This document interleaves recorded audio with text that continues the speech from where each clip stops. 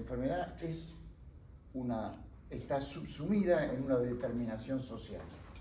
No hay determinantes sociales. ¿Cómo se organiza la sociedad? ¿Cómo se determina? Es cómo la resultante, la flecha, van a parar. Y, por otro lado, también, no solamente en cuanto a la formación individual, sino al acceso a la capacidad de la atención. Como ustedes saben, la Argentina es un país muy desigual, América Latina.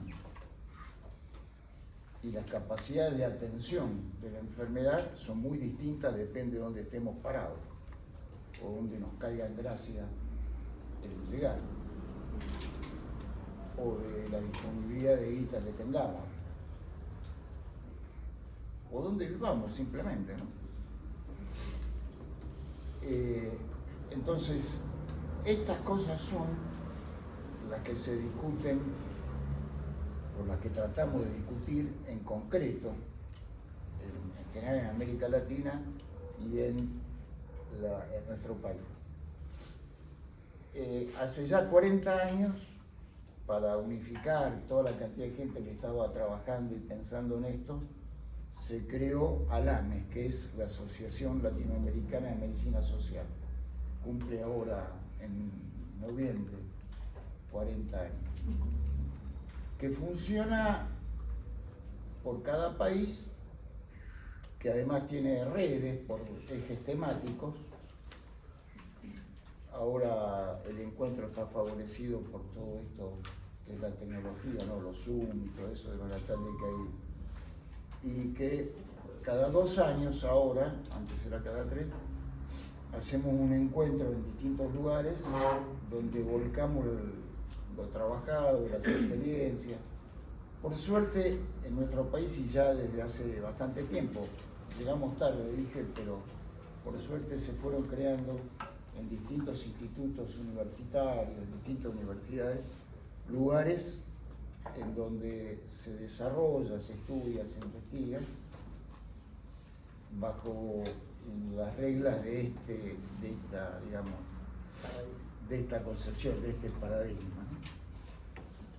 Y hay una cantidad de producción en distintas cosas que realmente son interesantes de analizar, de entender,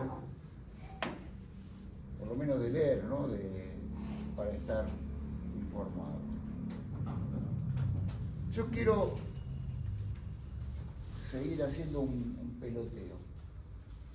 Que antes del peloteo quiero plantear, cuando uno analiza un problema, esto lo aprendimos con un compañero, no me acuerdo, Pedro Luis Castellano, venezolano era, ¿no? Dominicano, me parece. Colombiano. Pedro Luis Castellano es dominicano. Dominicano. De la zona.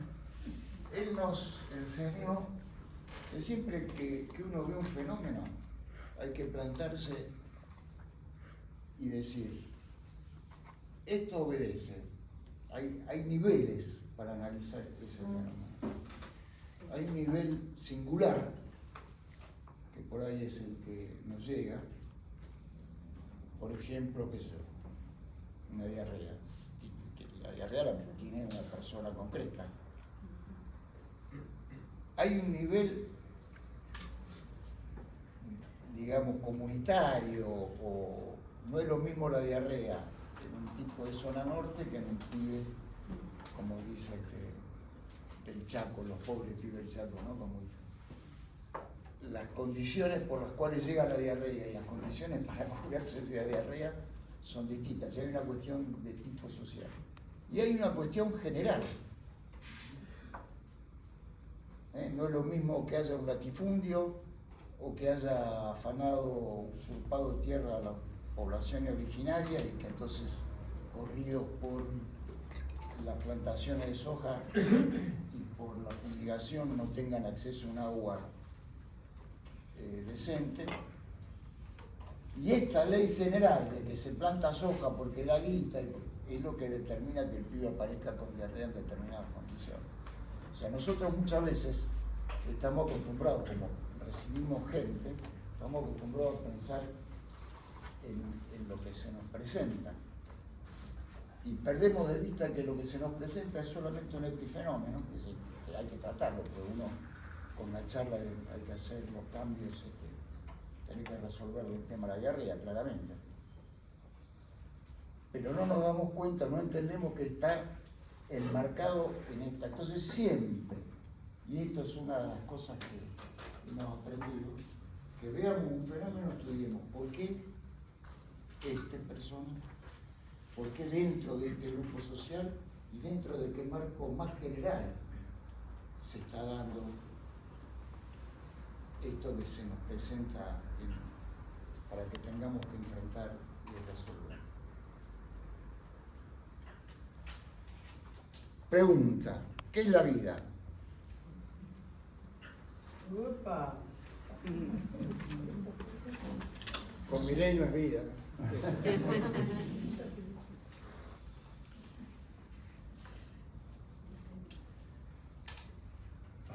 Digo esto porque fíjense que hasta la Iglesia tuvo que cambiar la definición de muerte, que sería lo opuesto, ¿no? En el tema de los trasplantes, antes puedo decir está muerto cuando tiene el electroencefalograma plano, porque si no, no podrías trasplantar el corazón.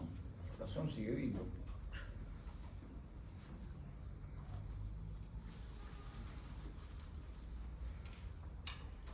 Digo, alguien que tire cualquier cosa. No, hay otro que dice está muerto en vida.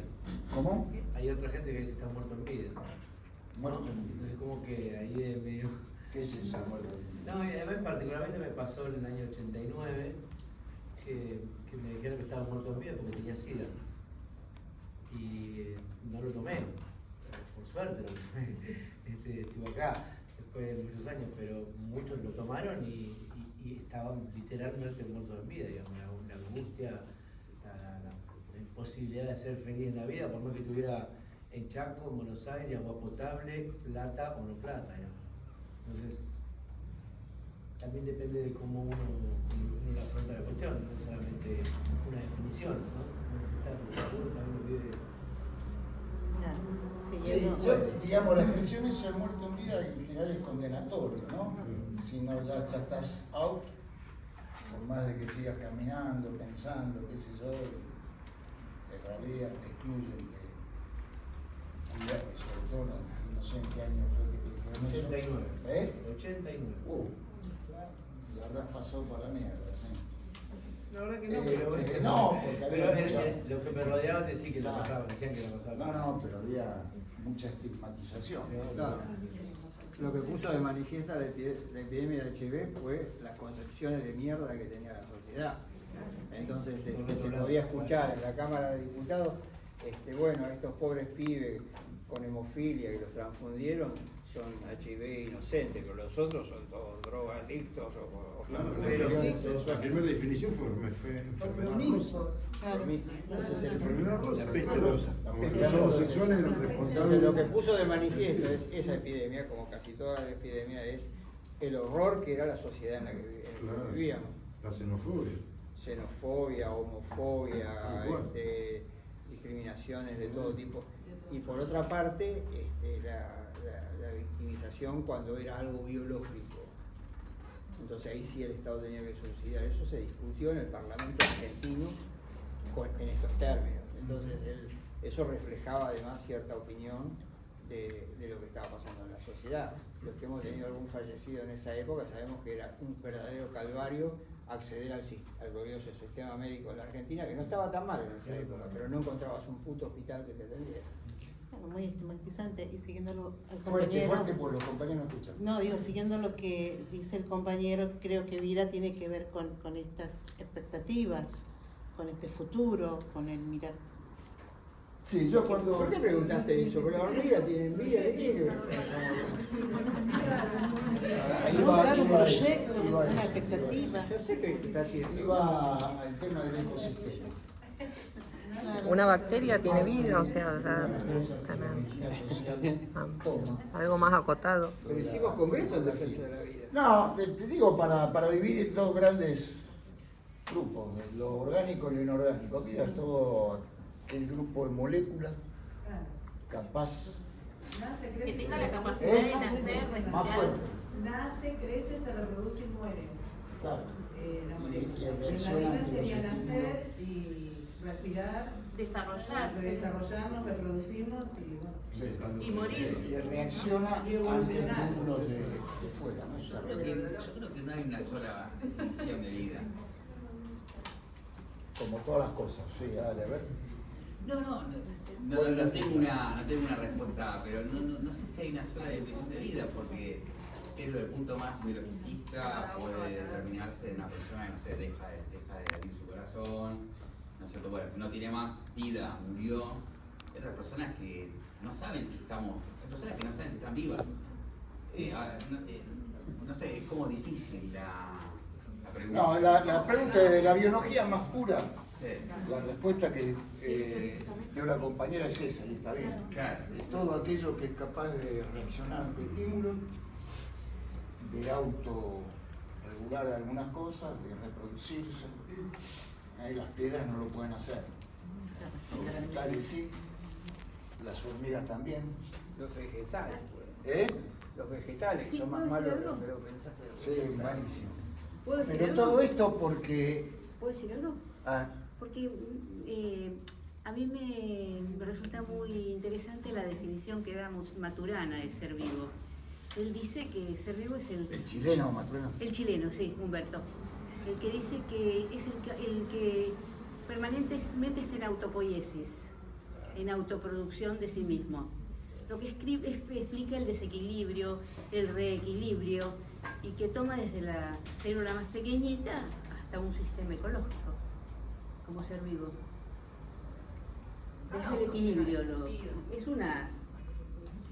Vida. O sea, cada uno lo va llenando de sentido. O sea, lo único cierto es que es un periodo y que a ese periodo le sigue la muerte, y el saber que le sigue la muerte hace que lo querramos llenar de sentido. Y después cada experiencia que tiene uno en particular, o sea, lo puede vivir de manera distinta. Las realizaciones que le dan sentido a esa vida son personales, son de cada uno. Bueno, pero lo que compartimos en general, por más que es verdad lo que decís, es que respiramos, nos desarrollamos, evolucionamos y morimos. O sea, eso sí que tenemos en común todos, aparte de todo lo que ya dijo. Otra cosa que no podemos estar solos. me parece. Fuerte. Y otra cosa que me parece que no podemos estar solos, que necesitamos una sociedad o un grupo. Ya o estás algo. hablando de los humanos. Bien. Claro, de los humanos. Vamos a hablar de Las hormigas. las hormigas también. Ah, Sumar al concepto que los humanos nos reproducimos, todo lo que estamos diciendo, pero que eso aplica a cualquier otro ser vivo, como resaltaba. O sea, no solamente animales. Pueden ser animales, pueden ser vegetales, pueden ser hongos, pueden ser bacterias. El espectro de vida es muy amplio. Solo los humanos lo vivimos, como vos decías, o al menos creemos, porque no nos podemos comunicar con el resto del sentido. Como vos decías, ¿no? Por experiencia, entonces no sé cómo es la experiencia de los niños, pero capaz la tiene. seguramente. Yo iba dirigido a la necesidad de defender la biodiversidad. Esta cosa de la negación del cambio climático, esta cosa obtusa de pensar de que no interesa nada más que la ganancia. Y si talo los bosques, si hago mierda al Amazonas, si no pasa nada, algo así como que en total el mercado después, si el negocio se va a dedicar a plantar árboles, implica una lucha contra la vida. Y implica efectivamente la destrucción. Es decir, necesitamos defender todo lo que hay. Y esto significa entender que los humanos somos una especie dentro de la cadena global de seres vivos, que tenemos ciertas particularidades, y ahora voy a eso, esto de la sociedad humana. Entre paréntesis, el anarcocapitalismo es un oxímoron. Oxímoron, ¿sabe lo que quiere decir? La palabra que se contradice así. No no existe. Hubo un tipo que se llamó Federico Engels, que escribió ya hace 140 años un libro que se llama El origen de la familia, la propiedad privada y el Estado. Sin Estado no hay propiedad privada. El mileísmo es puro cuento, no existe desde el punto de vista de definición. Es mentira todo lo que dice desde que empieza a hablar hasta que termina. Imposible. Es más, los viejos anarquistas, cuando hablaban de escribir el Estado, hablaban de un comunismo, no hablaban de propiedad privada, hablaban de todo. Yo creo que soy Severino y yo, escuchar la palabra narcocapitalismo, se muere de un infarto. Sería mejor que venga el otro. ¿Cómo? Yo no comparto el concepto de anarcocapitalismo, porque es hablar del desorden del capitalismo. Y el anarquismo es otra cosa, Claro. realmente. Bueno, no, lo que decía es eso, el oxímoron. No, yo decía mejor que venga Simón Radovinsky, que era el de la Sí, bomba. totalmente, claro. ¿Vos lo escuchaste al Quinteto Negro La Boca? Claro. Chao, ¿Les gusta el tango a ustedes? No. El Quinteto Negro La Chao, Boca Ramón, tiene una gracias, canción Simón. que dice, hola Simón, chao Ramón, porque el que era jefe de policía, ¿no? Ramón Falcón. Radovinsky tenía 18 años cuando le puso una bomba al profesor Blanco. Después de la represión del profesor Blanco. Se lo recomiendo. El tango negro. El Quinteto Negro de La Boca. Bueno, entonces apuntaba a esto, otra de las cuestiones de la medicina social. Y la otra cosa que quería decir, que es una corriente de pensamiento científica, nos basamos no solamente en apreciaciones digamos de tipo, me parece, subjetiva, sino que se intenta atravesar de la manera más racional, utilizando las herramientas que las diversas ciencias dan, las herramientas para analizar, conocer. Y este es otro problema, porque queremos llegar a la verdad. Y hay varias maneras de llegar a la verdad. La ciencia es una de ellas, pero no es la única. Y además es imperfecta. Ahí tengo hoy otra cosa. Me puse preparando un poco, resumiendo lo que quería decir hoy, a leer a uno de mis poetas, escritores favoritos, que es Bertolt Brecht, que para mí es el Shakespeare del siglo XX, y tiene un poema que es precioso, que se llama El sastre y el obispo de Ulm. No sé si lo tienen, se lo leo chiquitito.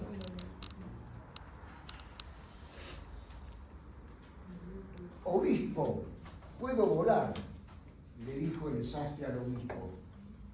Fíjate, voy a probar.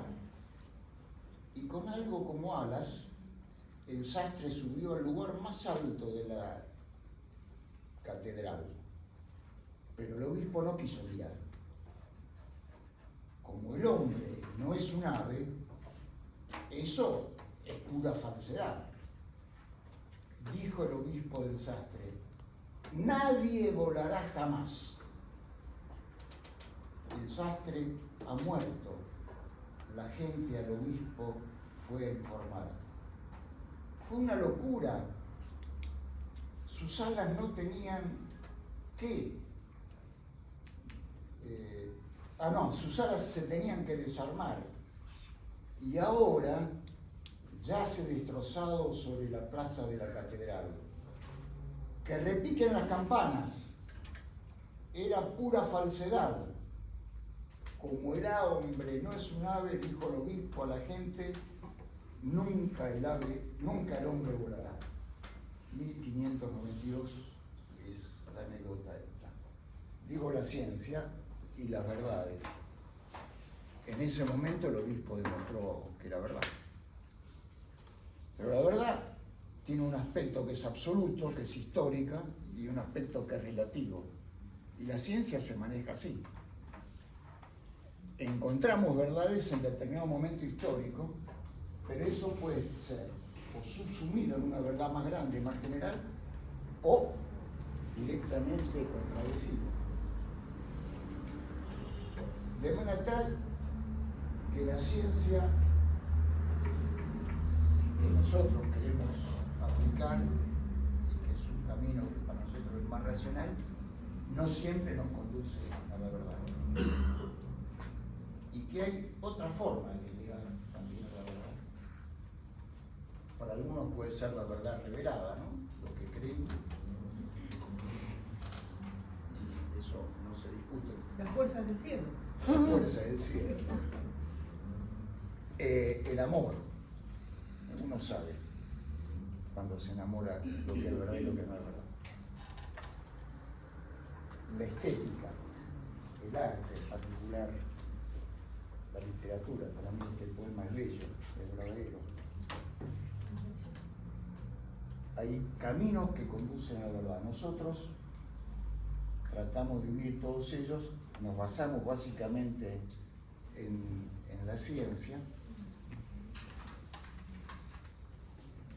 y incorporamos en las distintas ramas que abarca la medicina social la metodología adecuada para poder interpretar qué es lo que está sucediendo y para poder, si no sabemos lo que pasa, no podemos promover cambio.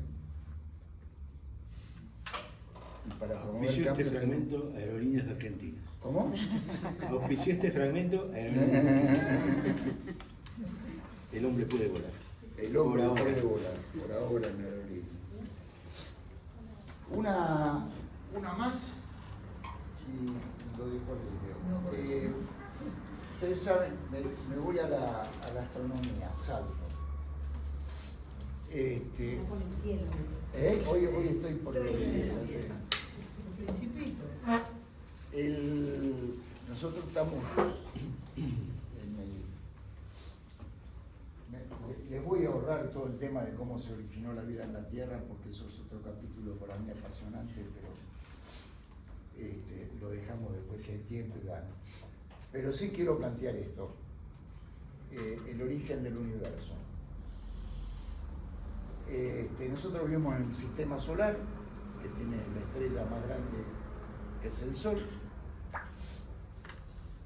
De ahí, hace unos cuantos millones de años, se produjo una explosión, parte de la cual desprendió masa, esa cosa ígnea que es el Sol, que sigue siendo.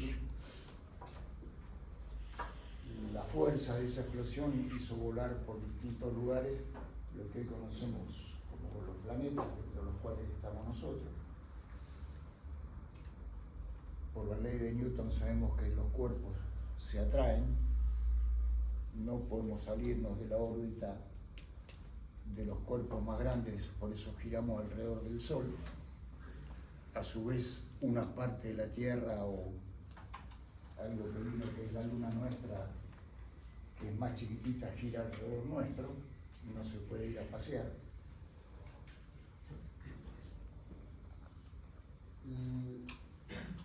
Los astrónomos, bueno, desde hace mucho tiempo, ¿no? De Galileo en adelante, que empezaron los holandeses con los primeros catalejos a estudiar las estrellas, se fueron perfeccionando y están estudiando, no solamente, nosotros estamos dentro de una constelación, de una galaxia que es la Vía Láctea, pero hay otras galaxias que quedan más allá, tantos que no sabemos cuánto. Los astrónomos se han ido perfeccionando sus instrumentos de medición, incluso todos los cohetes tienen aparatos de observación también para mirar lugares más lejanos. No me quiero meter, porque además no lo domino totalmente, a Einstein con el tema de la velocidad de la luz, la distancia y esas cosas, pero lo dejamos para otro momento. Lo cierto es que hay brillos muy, muy lejanos, a muchísimos millones de años luz, es el recorrido que hace la luz, que es una onda, durante un año. Einstein lo demostró, está establecido, la luz circula a una velocidad de 300.000 kilómetros por segundo. Entonces, un año luz es eso, que en un segundo hace 300.000 kilómetros, por la cantidad de segundos que tiene un año. Entonces, hay ya percepción de estrellas de muchos años luz. Quiere decir que han recorrido una distancia, cada año luz en kilómetros creo que son 3 billones. Un año luz equivale a 3 billones de kilómetros. Si me equivoco, por poco.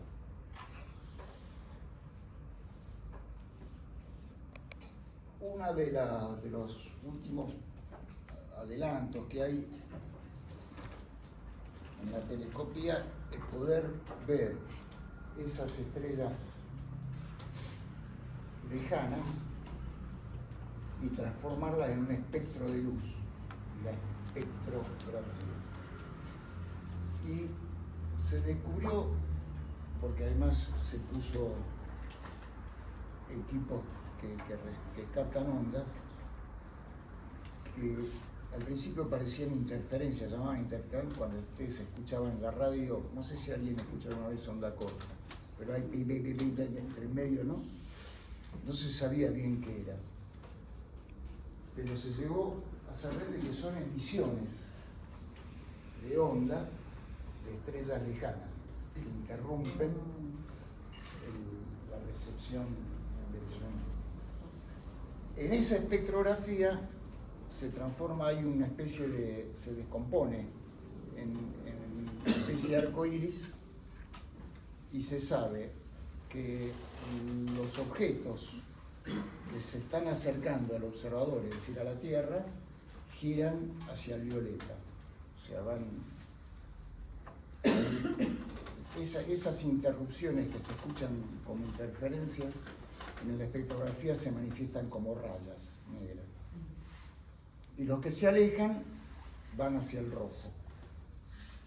Entonces, observando las estrellas más lejanas, o las galaxias, parece ser que son galaxias, porque si no, no se podría, una sola estrella no sería capaz de emitir esa luz tan potente, se ve que se van alejando cada vez más. O sea que las galaxias más lejanas tienden a dispersarse. De ahí surge la teoría del Big Bang. Es decir, en algún momento, si se están alejando, quiere decir que en algún momento estuvieron todos juntos. Si estuvieron todos juntos, hubo un huevo originario y ahí alguien dio la orden, o de ahí entonces apareció la idea humana de que existe Dios, porque el Big Bang alguien lo tuvo que producir. Junto con esta teoría, otros astrónomos dijeron, momentito, fíjate que entre estas galaxias que se van dispersando aparecen otras rayitas. Entonces la teoría es que cuando se dispersan en un suficiente espacio, hay una explosión y se origina nueva materia. De manera tal de que, si bien es cierto que hay una expansión, también hay creación de materia en forma permanente. Si existe Dios o no existe Dios es una cuestión que no nos interesa, a mí particularmente. Porque es un problema de creer, como contra las creencias no hay, cada cual es libre de creer lo que quiera. Nosotros, desde Nietzsche para acá, sabemos que Dios ha muerto. Y lo que tenemos que hacer es trabajar autónomamente, no dependiendo de fuerzas extrañas, como diría Mireille, no de la fuerza del cielo, sino de nuestra organización, de nuestro conocimiento, de nuestra lucha por transformar la realidad injusta en la cual vivimos en perspectivas mejores para nosotros y para la humanidad en general. Así que yo paro acá, si hay preguntas, las contestamos luego. Sí, dale. Más fuerte, más fuerte. Tuve una profesora de filosofía que planteó que quizás lo que había dicho Nietzsche de que Dios había muerto significaba que Dios había muerto de la conciencia del hombre. Me parece interesante. Bueno, yo tomo el significado de Dios como lo que es, como ser.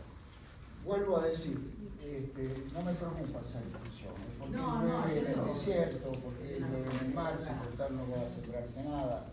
Es decir, son cosas que me pasan de costado. No me meto. Antes yo era se me enojaba, ¿no? Dios no existe.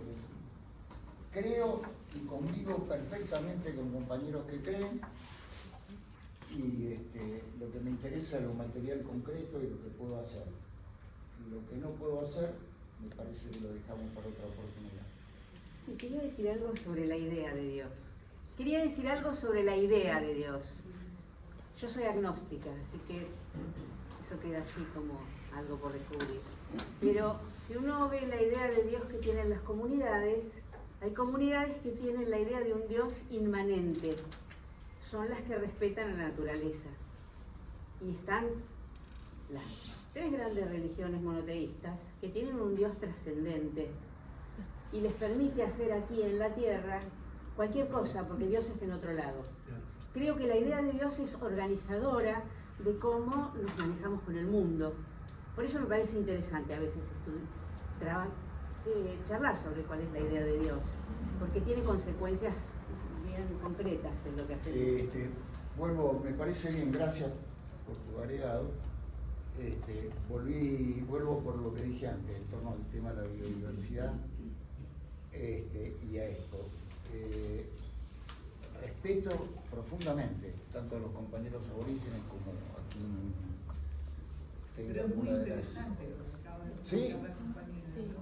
Sí. Y además, como está afuera, tiene que haber una mediación y aparecen todas las iglesias y todas las prácticas que hacer. Creo que puede ser eso en la comunidad como ordenadora de la actividad, en el caso de lo que estás planteando, o no, otras. Lo que sí creo en la necesidad de ser auténtico con uno mismo y luchar por aquellos valores que nosotros consideramos que son justos. Ya que estamos hablando de valores, otra de me aguantan, es un cuentito chiquitito también de Becker. ¿Puedo? Sí. Que se acerca, habla del médico, pero es en general de la gente.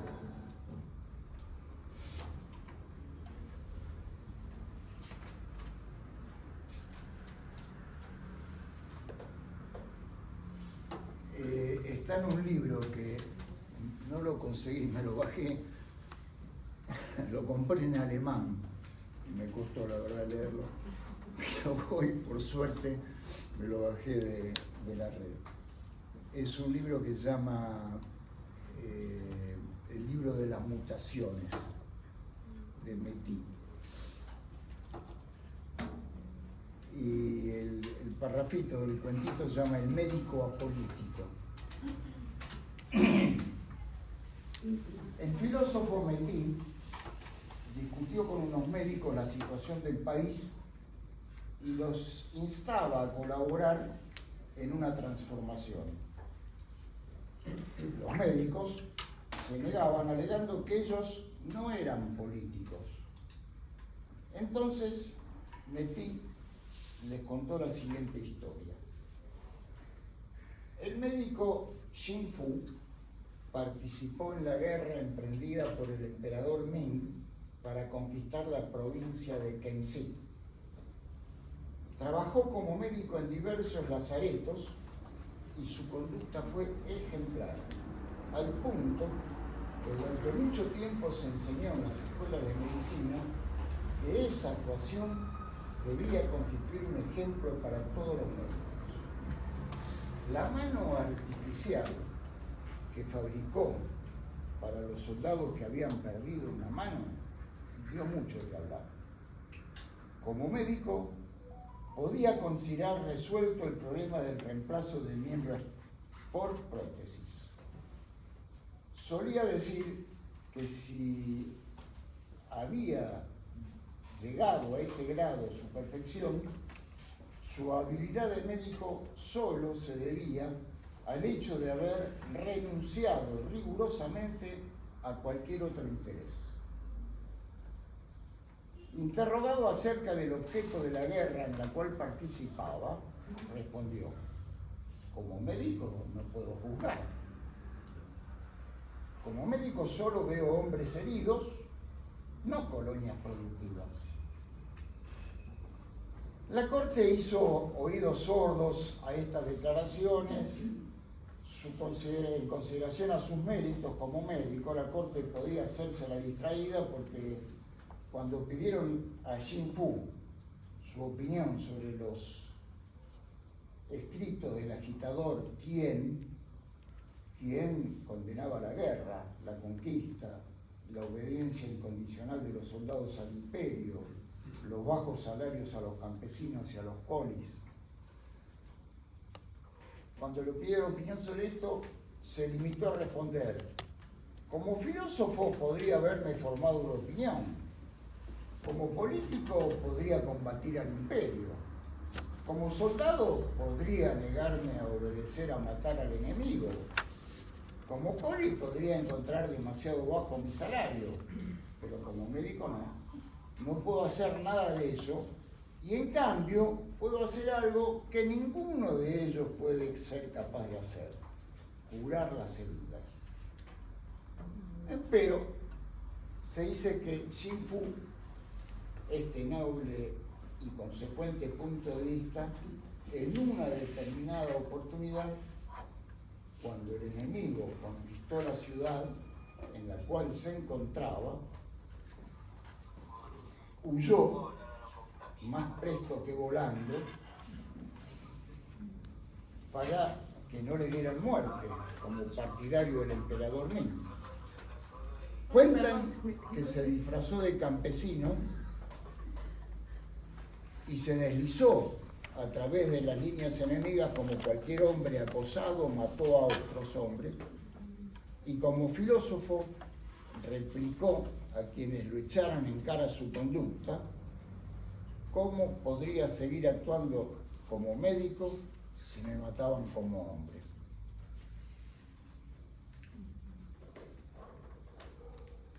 No existe la posibilidad de ser ajeno a la vida. Son pretextos, y esto para todos nuestros compañeros. Silvio.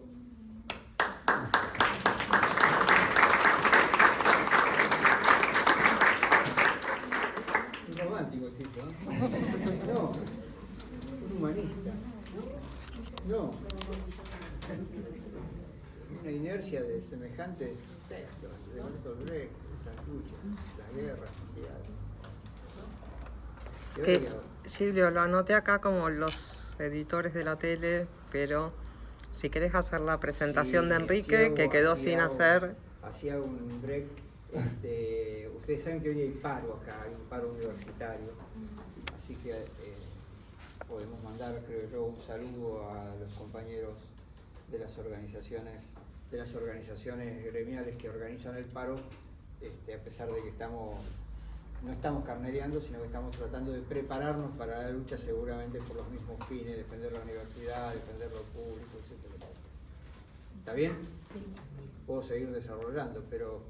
No, decía que no nos presentamos por eso. No, y la presentación de Enrique, pues arrancó... Dije, ¿qué plagiaria? Acá está. No, pero sí...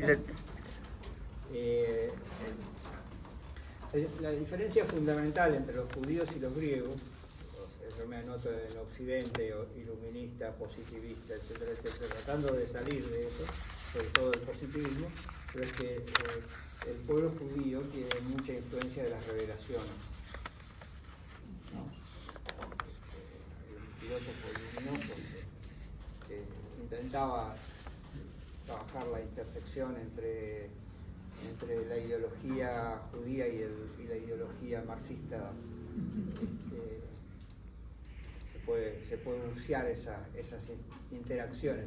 Yo las descubro en mi amigo cuando trae algunas cosas.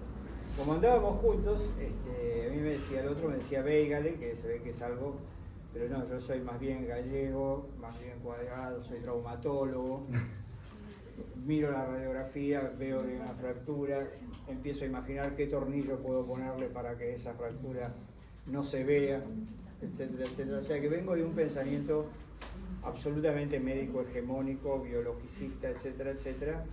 Y peor aún, porque como por algo nos conocíamos, teníamos una clara influencia de lo que yo creo que era la inercia de todas las luchas del siglo XIX, la influencia del marxismo, la influencia en serio del anarquismo, la influencia de la Revolución Rusa, de la Revolución Cubana, en el caso de Argentina, de las luchas de nuestro pueblo, de debates acerca del rol de Carrillo, del peronismo, de Evita, eso en medio del conflicto muy ardiente que había en la Argentina, digamos, piensen en el cordobazo, piensen en la guerrilla. Entonces ahí, en ese caldo de cultivo, no solo nos conocimos él y yo, sino que empezamos a pensar en, como estudiábamos medicina, y aparte estábamos armando quilombo en el ingreso de medicina, defendiendo el derecho de los jóvenes a estudiar y qué sé yo, nos empezamos a preguntar cómo es esta cosa. Una de las cosas que yo diría para saber qué es medicina social es que es imprescindible saber que existe un campo de saber qué es algo. La teoría de campo se debe a un sociólogo francés, Pierre Bourdieu. Entonces, eso fue una vuelta de tuerca muy importante en la posibilidad de comprender el mundo, porque, o sea, nosotros fuimos víctimas de la idea de que sabiendo marxismo-leninismo sabíamos que el mundo iba hacia el socialismo. Entonces hay un llamado de atención ahí. Mire, necesita conocer el campo, porque el campo de la cultura, si bien hay lucha de clases, hay historia, hay sociedad, etc., no es lo mismo que la cultura, que la educación, que la medicina, que el arte militar. Cada campo tiene su especificidad. Entonces vamos a empezar diciendo que la medicina social es parte del pensamiento social latinoamericano y está en general bastante abocada a comprender el campo de la salud. Bourdieu. La otra cosa que yo diría de la medicina social, muy concreta, es que, bueno, representa cierta concepción que vamos a llamarle paradigma. La medicina social es un paradigma explicativo. Hay un epistemólogo muy importante que se llama Kuhn, K-U-H-M, era físico. Entonces el tipo decía, mire, la ciencia avanza cuando aparece un paradigma que explica algún fenómeno. Por ejemplo, nada más natural que pensar que el sol está en el medio, que la Tierra está en el medio y el sol sale por allá, se pone por allá, la luna. O sea, en el medio de la Tierra el hombre. No es que fueran irracionales los que pensaban religiones antropocéntricas, o los que pensaban que la Tierra era Dios. Hay opciones, digamos, pero siempre estaba vinculado a cierto nivel, a cierto paradigma de conocimiento de la naturaleza. Entonces, cuando aparece Copérnico y dice, no, muchachos, miren, el Sol está en el medio y la Tierra da vuelta. Pero ¿cómo yo la veo? No, somos nosotros que estamos girando, giramos en un día, giramos en un año. Entonces, con un paradigma nuevo, usted, dice Kuhn, explica un ciclo hasta que aparezca otro paradigma. Es un conjunto de saberes que explican algún problema. Entonces, la idea de paradigma me parece a mí que se ajusta a una ruptura que hay en América Latina en los 70 con el pensamiento de la medicina social, que vamos a explicar esto, digamos, veníamos de otros paradigmas, digamos, Pensemos ahí es donde meto el Te meto un bocadillo, es interesante, sigo con... Copérnico era obispo, y resulta que... Copérnico era un pillo, polaco, como vos. Claro, sí.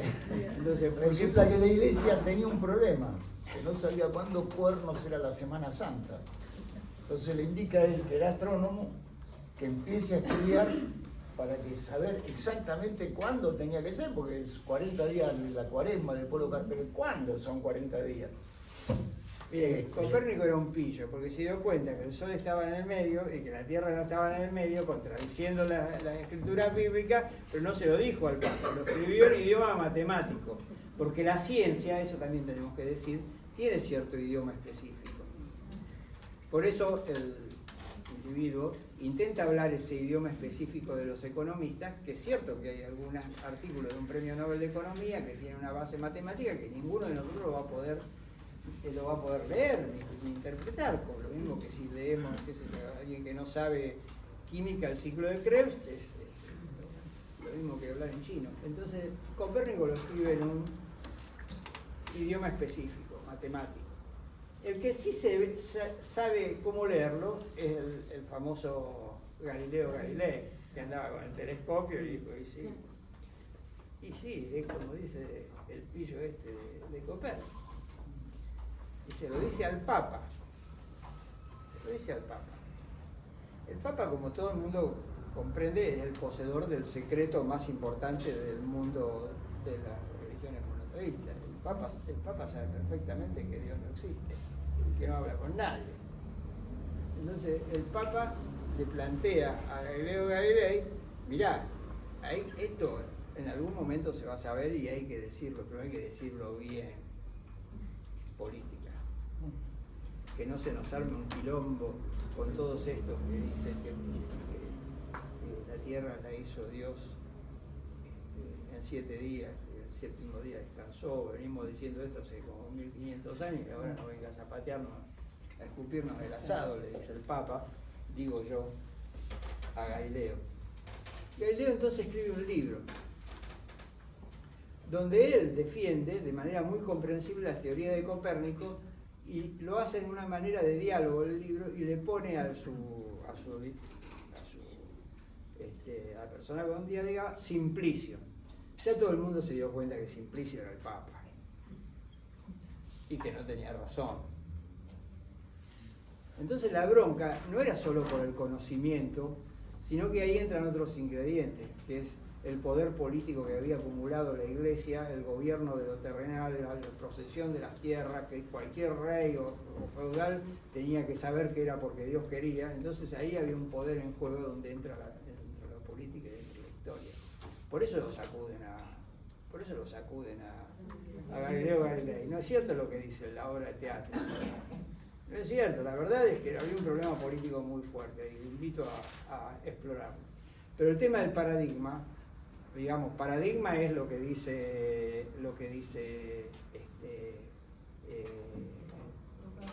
Copérnico, lo que dice el otro de la manzana, Newton. Paradigma es de la física mecánica. Paradigma es lo que dice el otro del mono, ¿cómo se llama hoy? ¿Cómo estoy con Darwin, que dice, mire, no lo creo, Dios, venimos del mono, lo cual ya a esta altura está recontra comprobado, la evolución de las especies y la teoría de la sobrevivencia del más apto, solo que en esta sociedad estamos muchos en desacuerdo con el darwinismo social que propone el salvaje.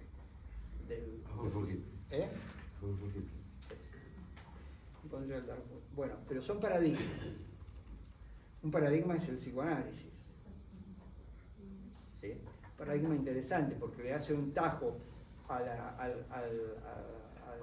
centralidad del hombro y pone la explicación en el inconsciente, una cosa que el inconsciente, las pulsiones sexuales, cosas de las que no quisiera hablar en este momento, sobre todo en la avanzada edad, ¿no? Entonces, bueno, la muerte, la vida. La otra cosa es, otro paradigma es el de Einstein. Ese ya no lo puedo explicar.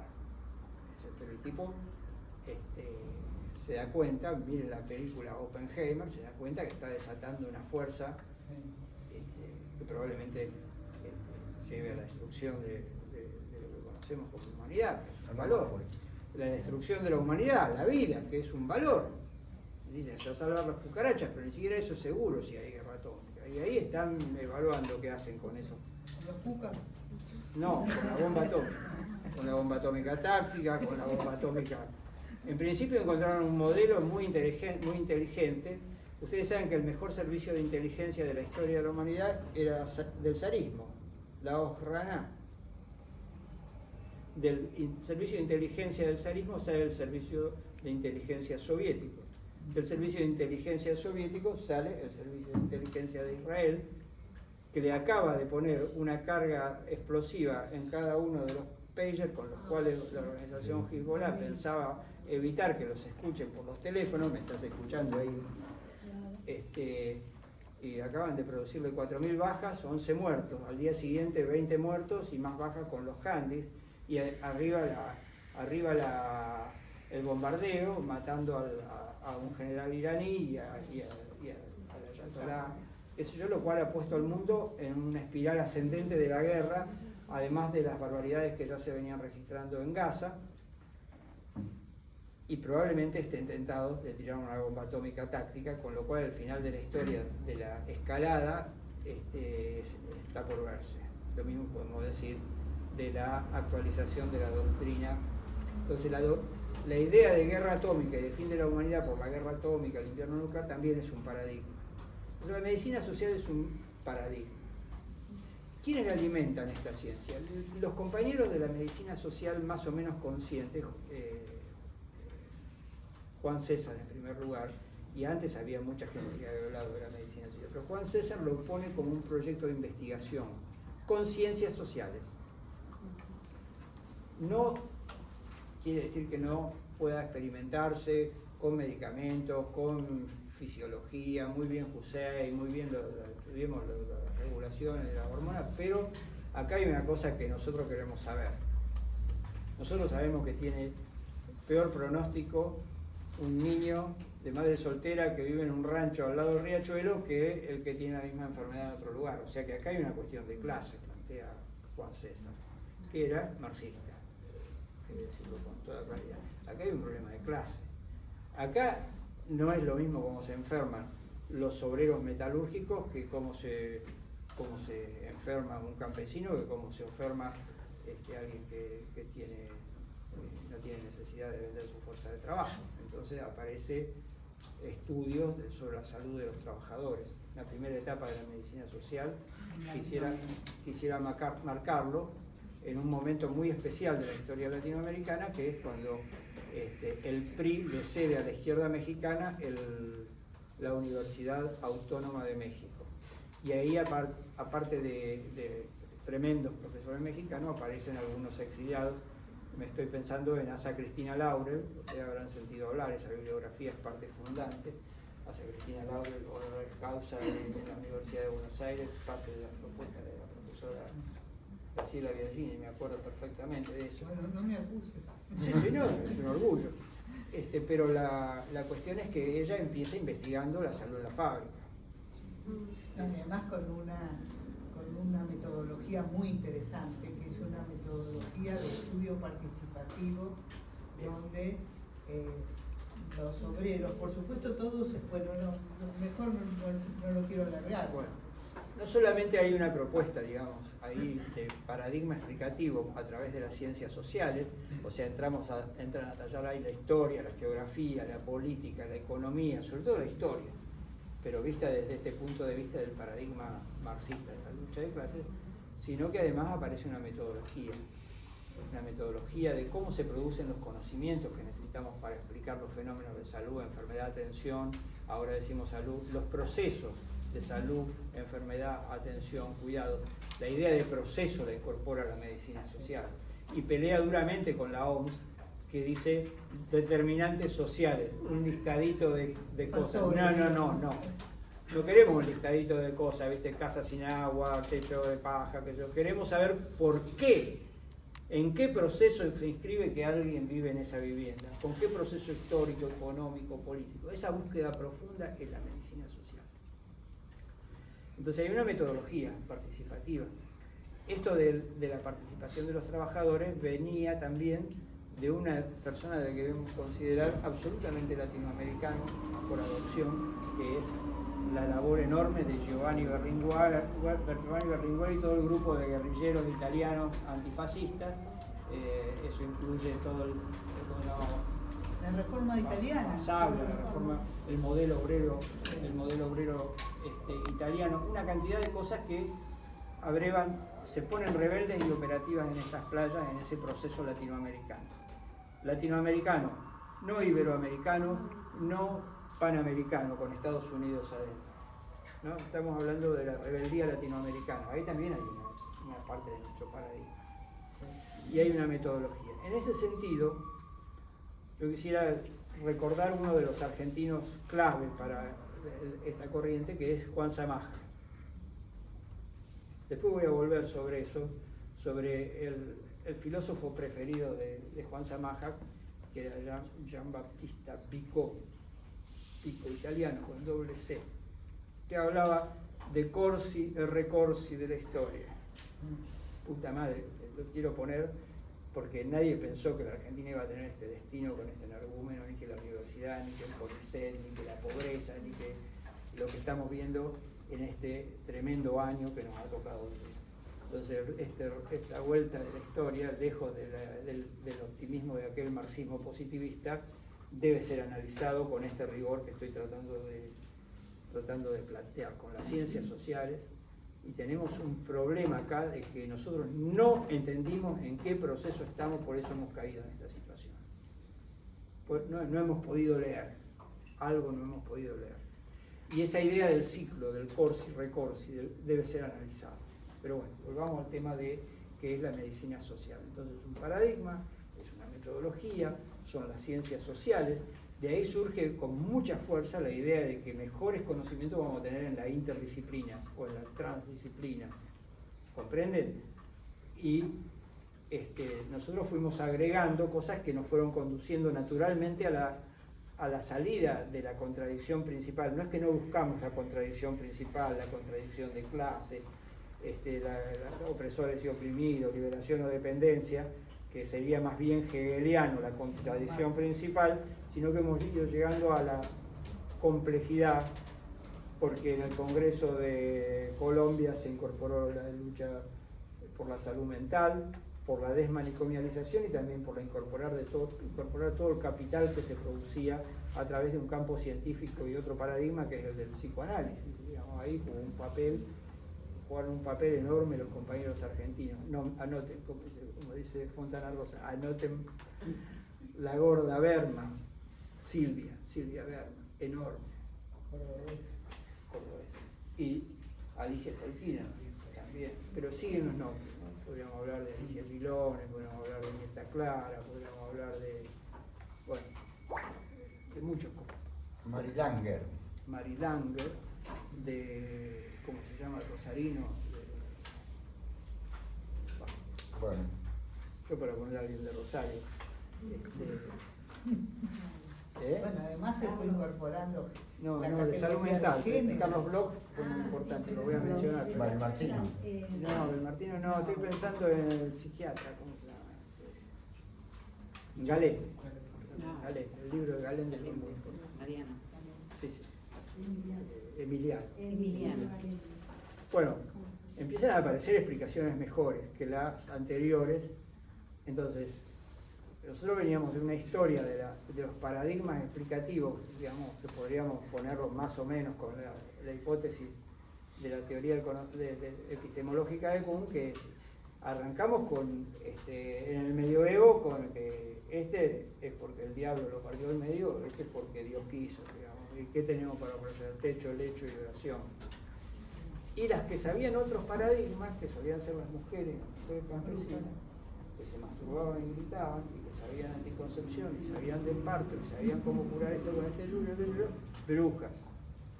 Otro paradigma, digamos, la religión femenina se proyecta ahí, y parece ser que matamos 1 millón de mujeres dos varoncitos religiosos, cositas históricas. Bueno, pero el paradigma se rompe cuando viene toda la modernidad de la mano de Descartes, del análisis y qué sé yo, y aparece otra visión con el capitalismo. El primer capitalismo es bastante social, porque la teoría de la enfermedad era miasmática. Había algo en el aire que traía la peste y estaban como el desarrollo mercantil muy preocupados por la salud en los puertos. Leer a Mario Robles, Salud en los puertos, Cuba, Canal de Panamá. Entonces, el puerto de Hamburgo, un tal Pettenkofer, el tipo era un ecologista, el tipo ventila, limpia, derratiza, amplía los lugares de trabajo y de vivienda, qué sé yo, y no había cólera. Y no había pérdidas por las cuarentenas, los productos perecederos que podían circular por el puerto. El tipo estaba convencido que había algo en el aire que había que traer limpieza para que no haya epidemias. Piensen que la gente se moría en cantidades importantes. 1/3 de la ciudad de Buenos Aires se murió con la fiebre amarilla. Sin enterarnos que era el mosquito. ¿El macrismo? No, la anterior.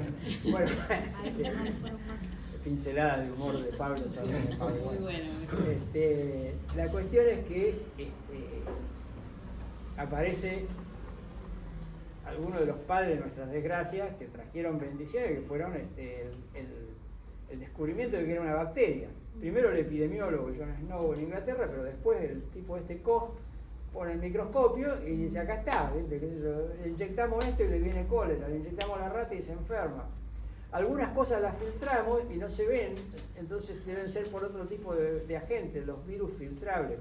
¿Se acuerdan del energúmeno ese de Conin que decía que los preservativos...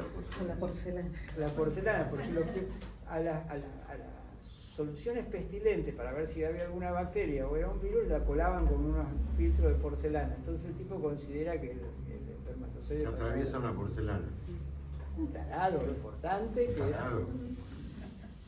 Es poco decirle tarado. Un colega. Es un fascista y es un burro aparte. Exactamente, bueno, es un fascista. Es un fascista. Fascista de matriz fascista española, franquista y religiosa. Sí. Bueno, entonces aparece la bacteria. Aparece la bacteria y el tipo dice, esta bacteria crea esta enfermedad. Se acabó. Esta bacteria produce el cólera. Este virus filtrable produce la viruela. ¿Qué necesitamos para curarlo entonces? La vacuna y necesitamos un antibiótico. Y se cierra el ciclo de la explicación. No, pero eso no lo dice Koch. No lo dice Koch, ni lo digo yo caricaturizando el proceso que duró un siglo y con miles de enfermedades, porque además de las enfermedades infecciosas, que son el primer golpe que da la monocausalidad, digamos, está el tema de que vos lo que tenés es que estás intoxicado con plomo. Vos lo que tenés es que te falta la vitamina, qué sé yo, B, sé yo cuánto, y tenés beriberi o tenés escorbuto, te falta vitamina C, tenés escorbuto. Entonces la monocausalidad de la enfermedad y de la causa de la muerte fue un paradigma muy fuerte que da origen a toda la medicina flechneriana, positivista que nosotros conocemos. Algunos observan cosas muy interesantes. Por ejemplo, que la tuberculosis baja antes que conozcamos del más mísero antibiótico, digamos, y mejora por las condiciones de vida de la clase trabajadora inglesa, que se registra. Entonces eran las condiciones de vida. Entonces aparece otra teoría, que es la multicausalidad. Guarda, ahí ya es una pelea seria, ¿no? Ya no estamos peleando con un aficionado, porque la multicausalidad pone flechas, así digamos, es la pobreza, es la ignorancia, es la desnutrición, es el virus o la bacteria que lo crea, es el alcoholismo, claro, es el factor psicológico, estaba bajoneado, no puede trabajar. Entonces, la multicausalidad es la peor porquería que se nos pueda cruzar. No es cierta. No es cierta que en ningún lugar se producen eso. Hay procesos políticos, históricos, sociales, por los cuales la gente llega a ese rancho, a ese alcoholismo y a esa situación de miseria que lo lleva a la enfermedad o a la muerte. Entonces, nosotros los de la medicina social tenemos un paradigma que quiere poner en orden esos factores. ¿Sí? Primero de todo, hablamos del capitalismo. Es una sociedad desigual. Terrible. Había un tipo, Carlos Marx, que primero escribió un libro fenómeno, que le invito a leer, porque el que no leyó el manifiesto comunista, que ni venga acá. No, dale, esa propaganda. Es como no haber leído La sociedad organizada de Perón, ¿viste? Hay que venir con un manual. Entonces, el tipo escribe, dice, un fantasma recorre Europa, lo cual demuestra que nosotros no estábamos en el tablero, en Europa, los países centrales, pero el tipo es recontra optimista. Después se sienta a mirar bien el capitalismo y escribe 3 tomos gordos así, que Enrique lo leyó, pero yo estaba dispuesto a morir por la idea, pero no a leer el Capital, ni siquiera el tomo 1, que se veía la oncena. Entonces, el tipo estudia en serio el capitalismo. Nosotros tenemos que estudiar en serio porque este capitalismo es terrible, con todas las cosas que sabemos, digamos, ¿cómo le llaman? Capitalismo tecnológico, capitalismo... O sea, cognitivo. Escúchenme, en la Argentina el problema es que el campo, que en general estaba lleno de campesinos, ahora no tiene campesinos, tiene tecnología por la cual produce toneladas y toneladas de soja, ni siquiera hay que arar, se rastrilla la tierra, se echa la semilla crece sola con glifosato, con el pesticida, qué sé yo, que no le hace nada a esa semilla modificada genéticamente, donde le pone la cantidad de agua que un satélite dice que acá es tanto y acá es tanto, y se produce una revolución en el transporte y en la producción, y que coincide con el fenómeno de que los chinos estallaron con otra clase de capitalismo, socialismo, qué sé yo, y necesitan soja porque ahora quieren comer chancho y pescado, qué sé yo.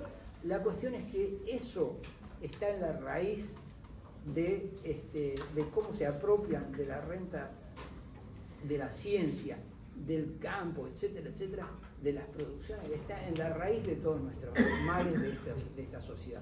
El que no pueda pensar global, que no venga más, esto hay que pensarlo globalmente.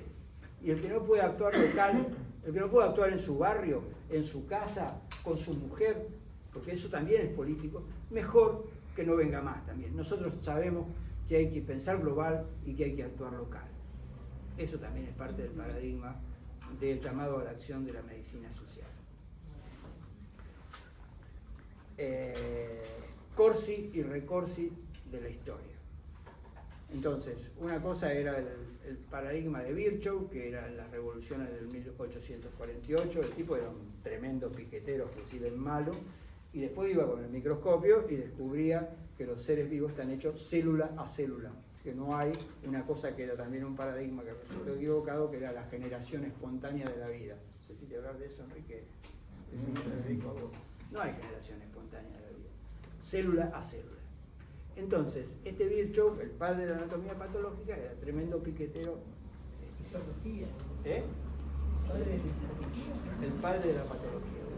De la anatomía patológica. Piquetero. Pero no era un piquetero bruto, era médico y era inteligente y pone en circulación el nombre de la medicina social. Creo que debe ser reído. Bueno, pero el tema es esta medicina social latinoamericana, diferenciarla de la medicina social americana, que también la hay, y se puede leer.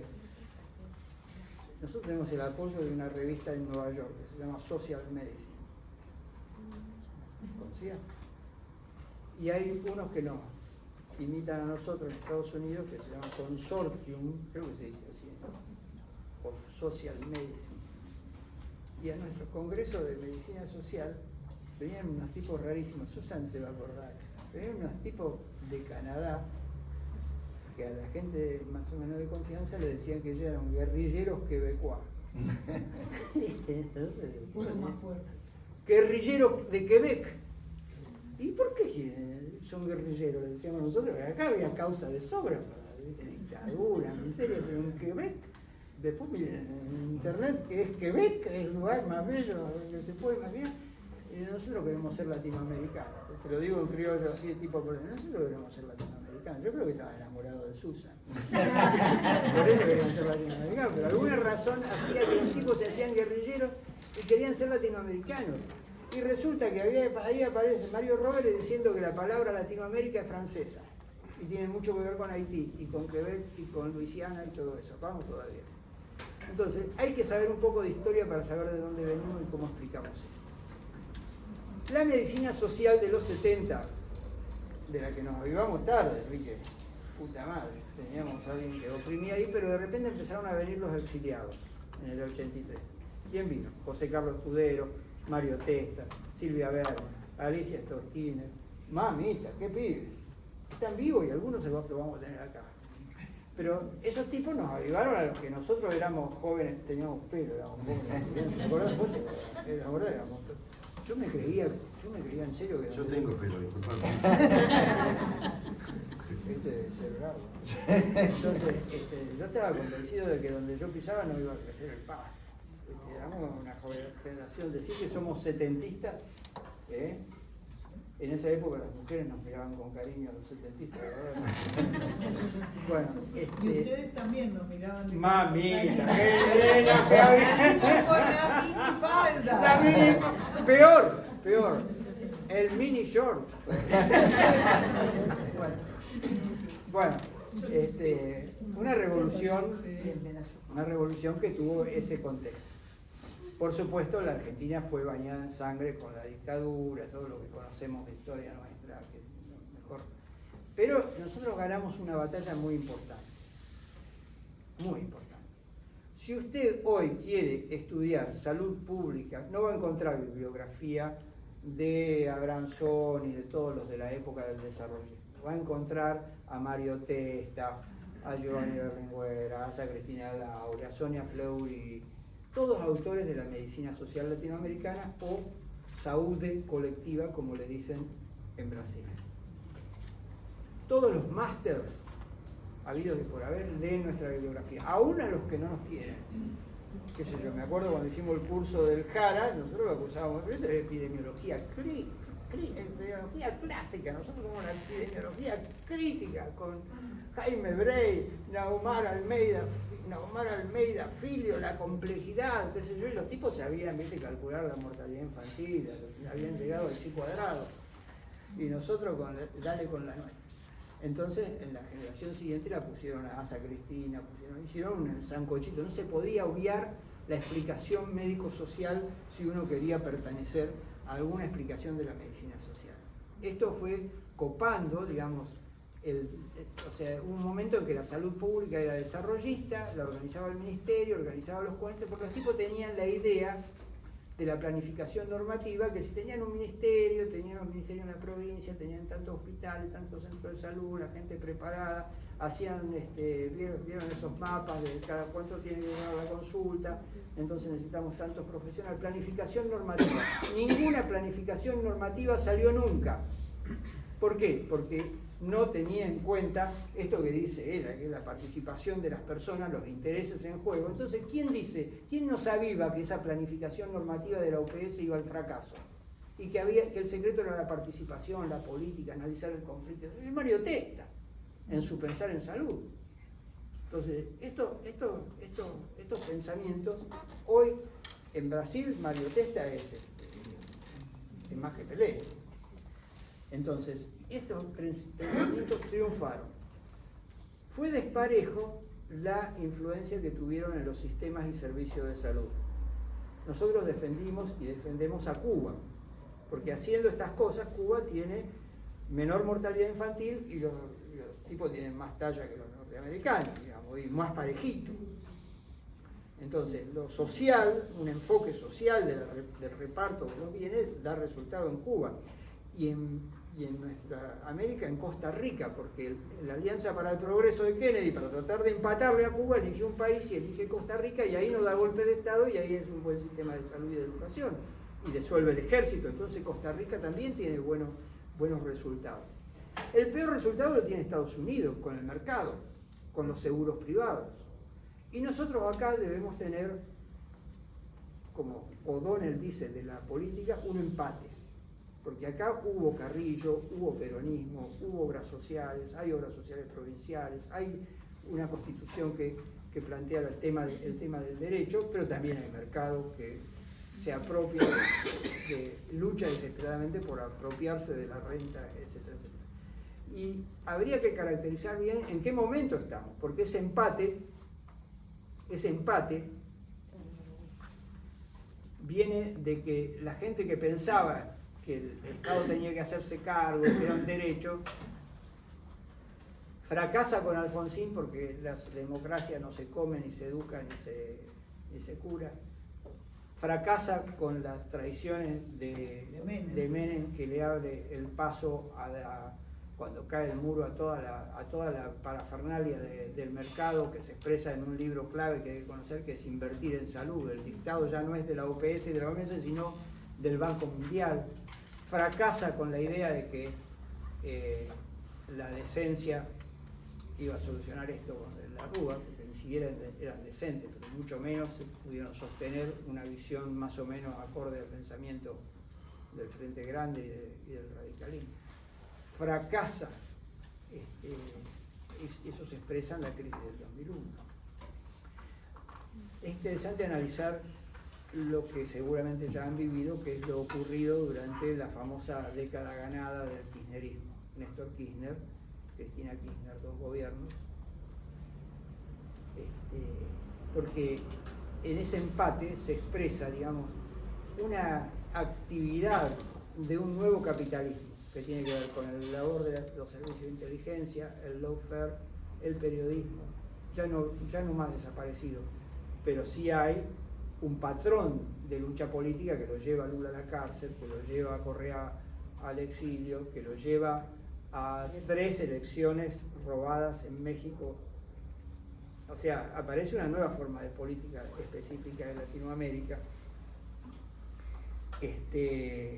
Y bueno, las tremendas situaciones creadas con el gobierno de Macri, que con la vuelta al rol del endeudamiento vinculado obviamente a la miseria de los argentinos, y con la profunda tragedia del gobierno de Alberto Fernández, donde estas herramientas, por ejemplo, es como si usted juega al truco.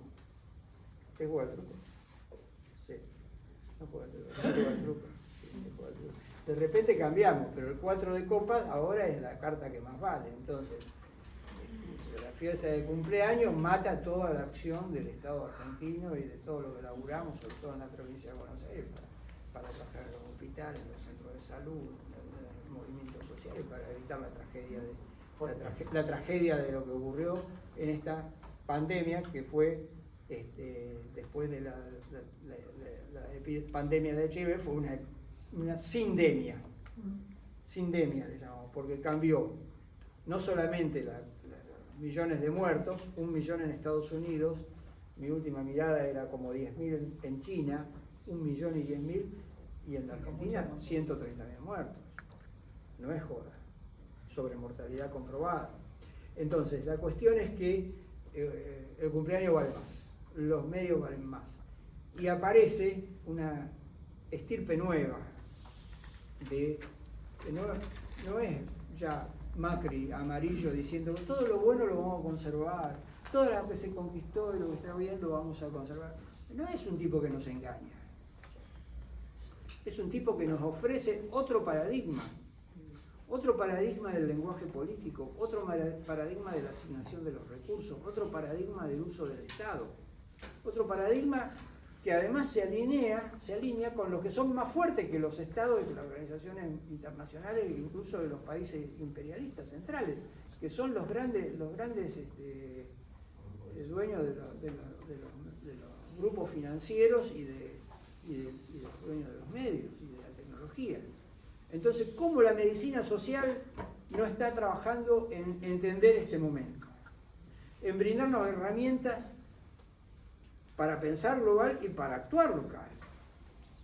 Porque nosotros tenemos un paquete de herramientas. Hijo de la medicina social viene a ser la atención primaria, y viene a ser la idea de un sistema único de salud, y viene a ser la idea de derecho, y viene a ser la idea de los paquetes tecnológicos que todos aplicamos en nuestros barrios, que sabemos, la defensa del hospital público, todo eso que hemos hecho.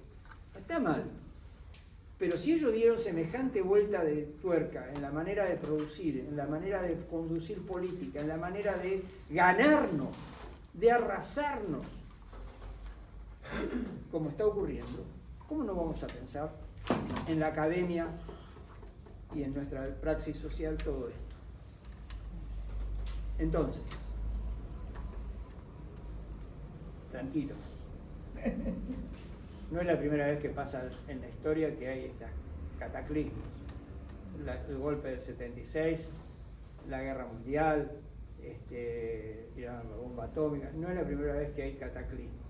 Pero nada nos releva a nosotros de utilizar la inteligencia individual y colectiva, los métodos que podamos tener ayornados de la medicina social y de las ciencias sociales en general, para abordar con profundidad estos temas.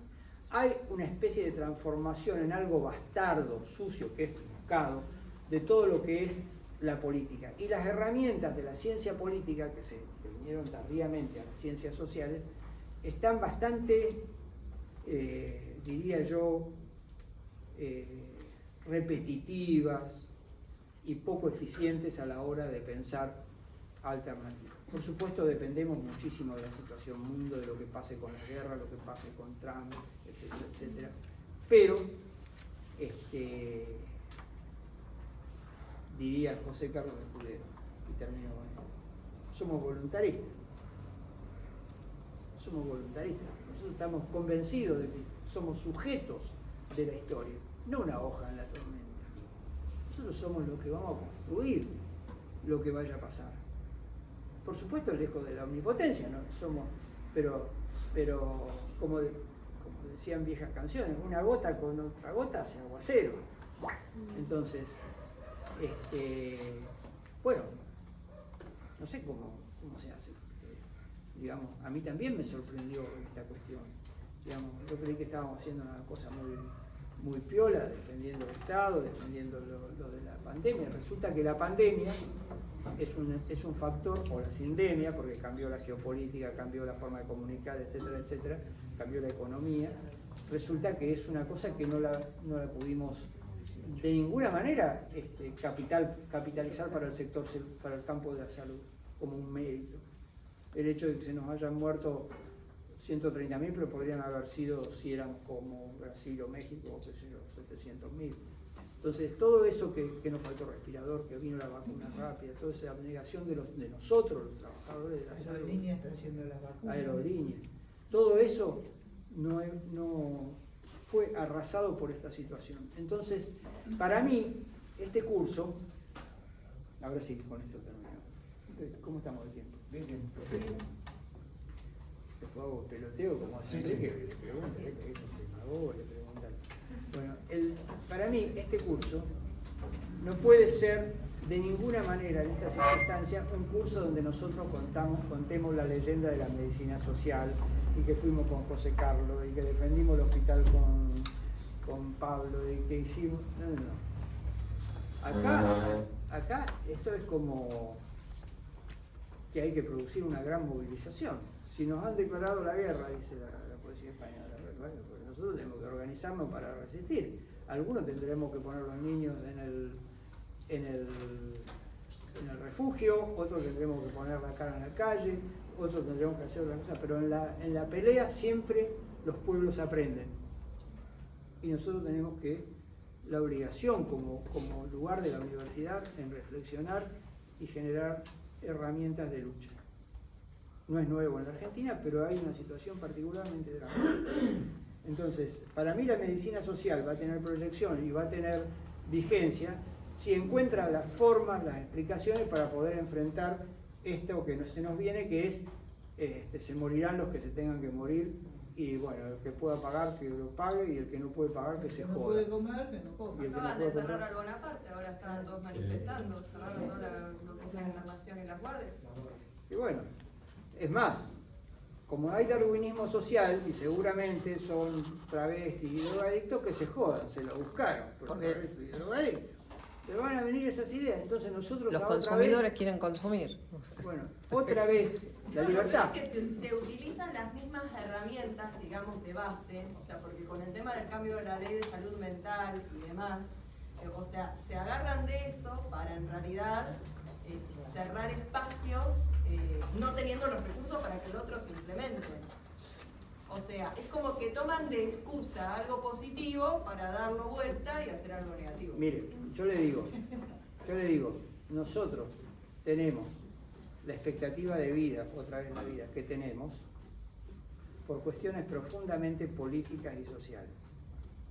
En el siglo XIX, las mujeres vivían menos que los hombres. ¿Sabía usted? Claro. Se morían mucho en los partos. Se morían mucho en los partos y una relación sexual terminaba frecuentemente en embarazo. Entonces los hombres iban a la guerra, eran todos cuchilleros, pero se morían más las mujeres, vivían menos las mujeres que los hombres. Eso cambió en el siglo XX, eso es recontra social, recontra vinculado a anticoncepción, al rol de la mujer, que trabajaron, que conquistaron derechos, no el feminismo de la pulserita, sino un cambio realmente consistente en el lugar que ocupa la mujer en nuestra sociedad. Y a lavarse las manos. Lavarse las manos Y a también. lavarse las manos antes Bueno, de operar. los conocimientos biológicos de antisepsia en el parto, bueno, muchas cosas. Pero la cuestión es que las mujeres ahora viven 80 años y Enrique y yo tenemos una expectativa de vida del 73, Enrique, ya tenemos picado el boleto. Entonces, el punto es que la vida se alargó, la talla creció. Los niños abajo de los bombardeos alemanes en Inglaterra, en Londres, tenían más salud y tenían más peso y más talla, porque había racionamiento de la comida. Entonces nosotros sabemos perfectamente cómo defender y alargar la vida. Y sabemos que el rol del Estado, y sabemos que el rol del gobierno, y sabemos que el rol de la organización del campo de la salud como el campo de la educación se relaciona. Sabemos que es preferible para la sociedad hacer casas y no autos, hacer muebles y no neumáticos. ¿Por qué? Se preguntará usted. Ese es el poco porque en las casas y en las camas se tiene mejor sexo que adentro del auto. Demostrando que era un tipo de Villa Cariño en los años 70. No, necesitamos casas, agua. ¿Qué dijo el compañero? No necesitamos autos. Necesitamos contaminar. Entonces, no solamente necesitamos un cambio de sustitución de importaciones, sino que necesitamos sustitución de paradigmas. ¿Qué es lo que da felicidad? ¿Qué es lo que da? ¿Viste cuando hizo Enrique el peloteo ahí? Todo lo que da felicidad, qué sé yo. Lo de la cama y lo de la casa no se lo habían pensado. Pero escúchenme, camas y casas sabemos hacer en la Argentina. No sabemos hacer chips, no sabemos hacer drones, no sabemos hacer misiles, pero casas y muebles. Podemos hacer satélites también. Bueno, pero bienvenido, pero me refiero, la Argentina tiene una mitad de la población en la pobreza que no tiene los satisfactores sociales más elementales resueltos. Comida. Mirá si la Argentina no puede producir comida.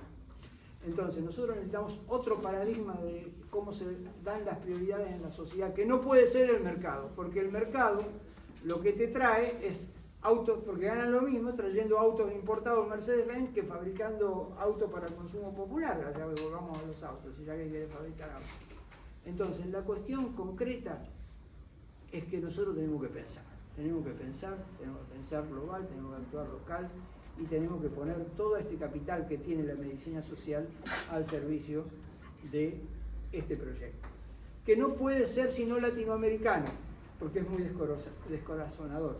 Pero les aviso que la política sirve, porque López Obrador logra que el salario básico sea 130% mayor que cuando arrancó, y el salario promedio es 30% mayor que cuando arrancó. Y esta mina Sheinbaum se las trae, empiezan a mirarla. No es todo es Argentina y con Milei y con Elon Musk y con todo. Pero están los monstruos, se está tensando el mundo, se parece esas películas de buenos y malos. Entonces, pero nosotros no podemos ser hojas en la tormenta, tenemos que ser sujetos. La teoría del sujeto también es parte sustantiva de la medicina social. Nosotros somos padres de nuestro destino, somos actores sociales, por eso venimos a estudiar, por eso defendemos la universidad, por eso tenemos herramientas como la universidad, como la política, como el trabajo. Entonces, todo esto va a ser analizado, estuve viendo ahí el programa, profesionalmente en Río de Janeiro el julio del año próximo. Ah, ¿no en el curso? En el curso también. Pero también quiero invitar a una especie de digamos, de estallido de nuestras posibilidades, de estallido de la lucha de Brasil, de México, de los pueblos originarios, de los ecologismos, de la salud mental, que eso ocurre en el Congreso de Alhambra. Entonces, los que puedan ir buscando financiación en la universidad, en el laburo, qué sé yo, y escribir algún trabajo, busquen ahí, porque ya está abierto la discusión del trabajo. Respecto de nosotros, más modestamente, en situaciones adversas, vamos a decir que en condiciones favorables, desfavorables o intermedias, siempre se puede luchar. Siempre se puede luchar.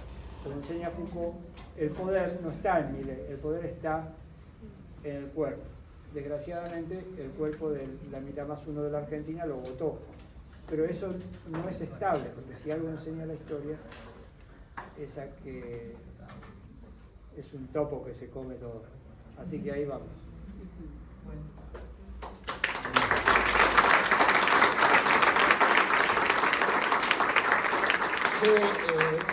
Un aviso parroquial. El día 16, en esta facultad, en el aula